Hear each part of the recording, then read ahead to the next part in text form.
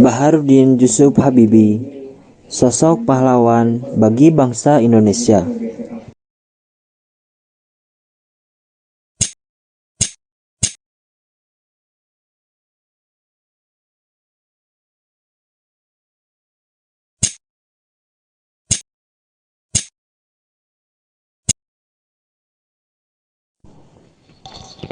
Kisah Baharudin Yusuf Habibie, atau yang lebih dikenal dengan B.J. Habibie ini, dengan sang istri Ainun Habibie, sering dijuluki dengan Romeo Juliet Indonesia. Bahkan, kisah perjalanan pasangan yang selalu memperlihatkan keromantisannya ini diangkat menjadi sebuah film yang membuat banyak orang meleleh iri.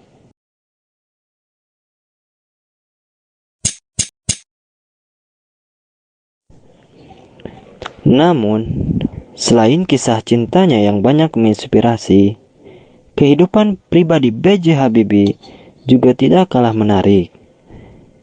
Pernah menjadi Presiden ketiga Republik Indonesia, B.J. Habibie juga seseorang yang ahli dalam dunia pesawat terbang, yang telah diakui oleh internasional. Selain itu, berbagai prestasi lain juga pernah ditoreh oleh pria kelahiran Parepare ini.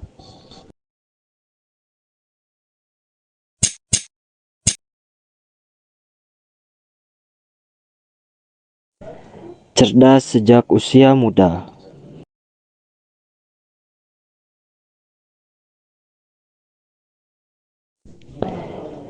Baharudin Yusuf Habibie merupakan salah satu sosok yang sangat dibanggakan oleh masyarakat Indonesia, terutama dalam persoalan penerbangan. Pria yang sangat akrab disapa Habibie ini lahir pada 25 Juni 1936 di Parepare, Sulawesi Selatan. Sejak kecil, kepandaian Habibie memang sudah terlihat jelas karena seringnya membaca buku-buku. Hingga di bangku sekolah dasar pun, Habibie terkenal sangat cerdas.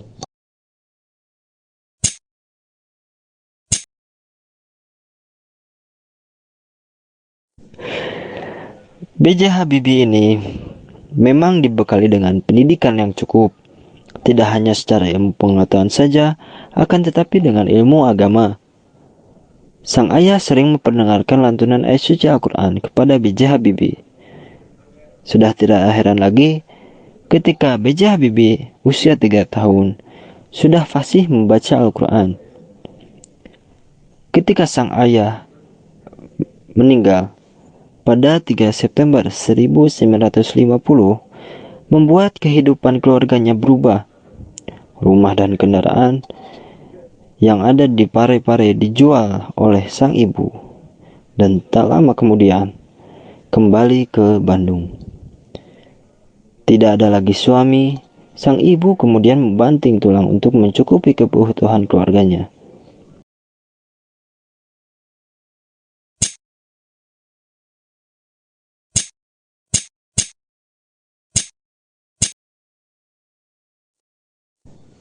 Karir yang luar biasa dalam dunia penerbangan.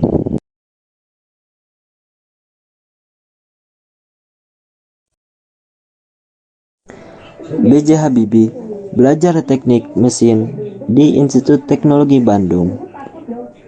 B.J. Habibie pun melanjutkan studi teknik penerbangannya di jurusan konstruksi pesawat terbang di Jerman Barat.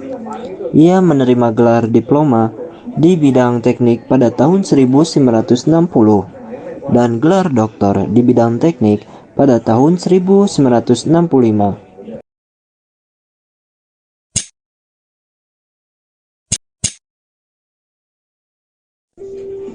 Setelah menerima gelar doktor pada tahun 1965, B.J. Habibie mendapatkan pekerjaan di sebuah perusahaan di Jerman.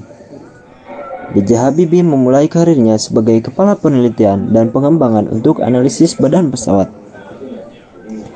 4 tahun kemudian, B.J. Habibie mengambil alih posisi sebagai kepala metode dan teknologi di institusi pesawat dan komersial. 4 tahun lagi, B.J. Habibie akan kembali ke posisi baru Penampilannya memberi kepercayaan untuk menjadi direktur teknologi dan wakil presiden perusahaan selama 5 tahun.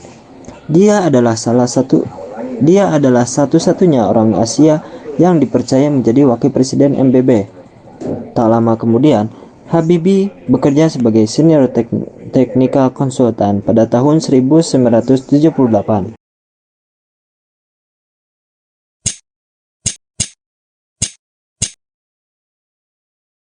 Presiden Soeharto menyuruh B.J. Habibie pulang.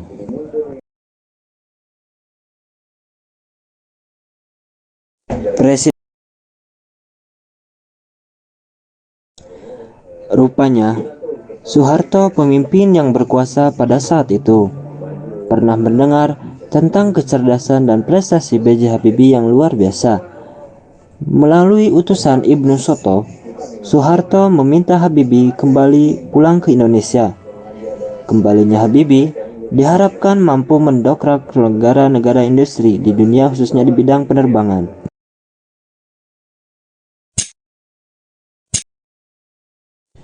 Menjadi presiden pertama di era reformasi.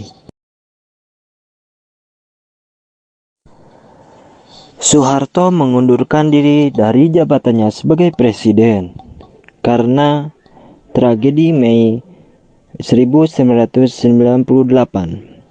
B.J. Habibie diangkat menjadi wakil presiden hingga 21 Mei 1998. Namun sayangnya, hanya hingga 20 Oktober 1999. Selain banyak yang dilakukannya, ia memberikan kesempatan kepada masyarakat umum untuk menyuarakan pendapatnya. Hal ini dipengaruhi oleh faksi politik yang diarahkan untuk menghapus peraturan yang melarang pembentukan serikat pekerja independen.